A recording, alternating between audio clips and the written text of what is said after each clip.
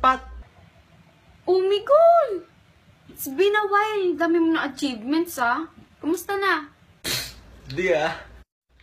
Ikaw talaga oh. Asas! Don't me, oy. Diba, nakasama ka sa movie, tapos dami pang mall shows. Di. Extra lang kaya ako dun. Pero, thank you Pat ah. Sana next time, ako naman yung bida, no? Tapos, ikaw yung leading lady ko. Ikaw talaga, bida? O sige. Sige, push mo lang yan. Libre naman mangarap eh. Eh di, ibig sabihin pala nun, libre ka pala. Ha? Wala.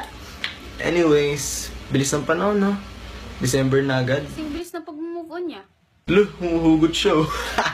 Joke lang, baliw. Kamusta nga pala December mo? Ito, so far, okay naman. Masaya. That's good. Pero, isa lang talaga gusto ko ngayong Disyembre. Lo, dami-dami mo ng achievements. May hilingin ka pa? Ano naman yun? Eh, Disyembre, ikaw. Haharanahin kita, saan man tayo mapunta, yung tipong tayo wala lang. O kaya biglang may breakfast feeling, just to keep you interested, lahat ay tayo wala lang. Ay naku, may gulong corny mo talaga. Ay, KJ. Bahala ka sa buhay mo. Hala, may gul. Oh, ano? Paano na yan? Ikaw yung buhay ko eh.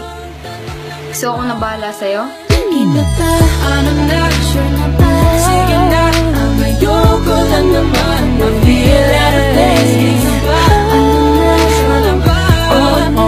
Wala nang bawian, mamatay.